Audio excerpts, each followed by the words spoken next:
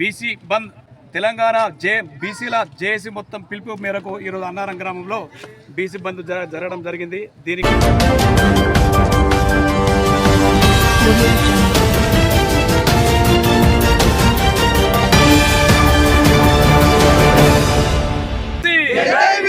బీసీల ఐక్యత, బీసీల ఐక్యత.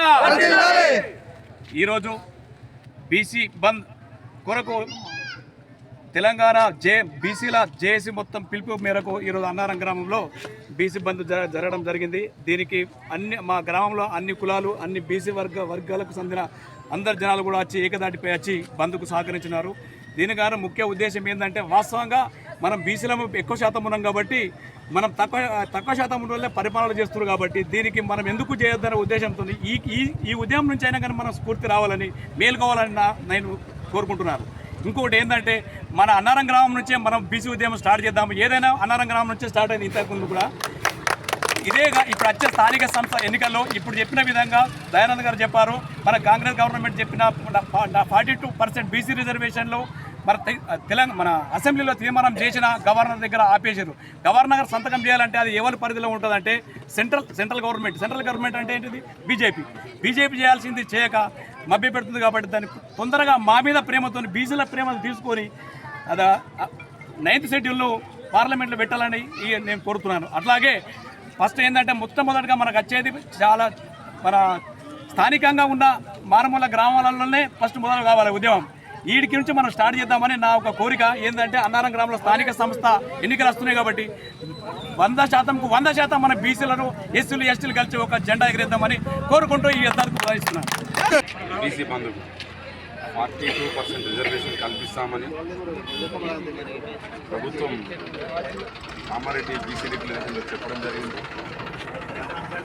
దాని ప్రకారం బిల్లు జీవో నెంబర్ 9లో యాడ్ చేశారు.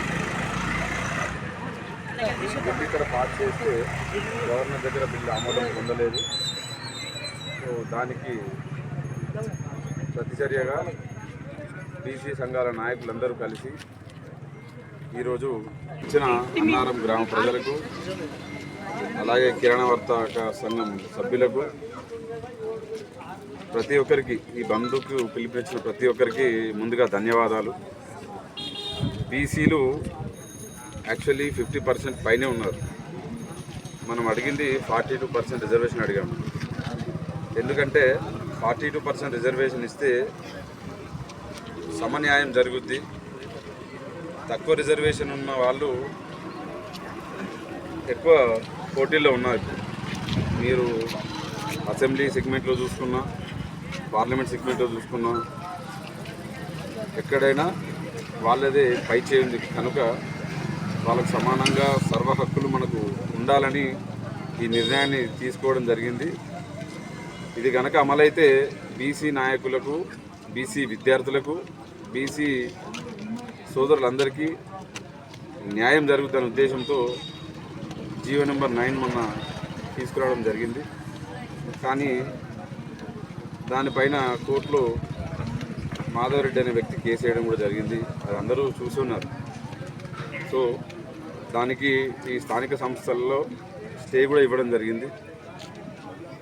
మళ్ళీ ఇది ఒక ఉద్యమంలాగా పోరాడి ఖచ్చితంగా మనం ఒక ఐక్యతతో ఉండి పోరాడితేనే ఇది ఒక మలి ఉద్యమంలాగా మళ్ళీ బీసీ రాజ్యం సాధించుకోవాలంటే ఖచ్చితంగా అందరం ఏకదాటి మీద అందరం ఏకదాటి మీద ఉండి ఖచ్చితంగా ముందుకు జరగాలి.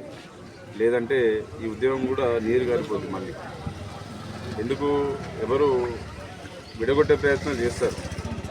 సో అది జరగకుండా అందరూ, అన్ని పార్టీలు ఒక్కటై బీసీ సంఘ నాయకులు ఏకతాటిపై ఉంటేనే ఇది విజయవంతం అయింది. నాది ఆ పార్టీ, నీది ఈ పార్టీ అని కాకుండా బీసీ సంఘ నాయకులందరూ ఒక తాటిపైకి వస్తేనే దీన్ని మనం సాధించుకోగలుగుతాం.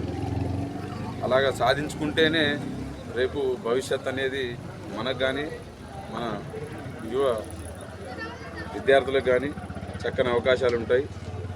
సో దీనికి సహకరించిన పెద్దలందరికీ, గ్రామ ప్రజలకు మరొకసారి ధన్యవాదాలు తెలియజేస్తూ, కులాలు, బీసీ కులాలు, గౌడ, కమ్మరి, కుమ్మరి, సాకలి, మంగలి, ముద్రాజు, వాల్మీకి బోయ, బెస్స, యాదవులు అందరూ కలిసికట్టుగా ఈ ఉద్యమానికి మద్దతునిచ్చి మరీ ముందుకు తేవాలని, రోజు రోజుకు ఉద్యమం ఉధృతంగా చేయాలని కోరుకుంటున్నాను. జై బీసీ, జై జై.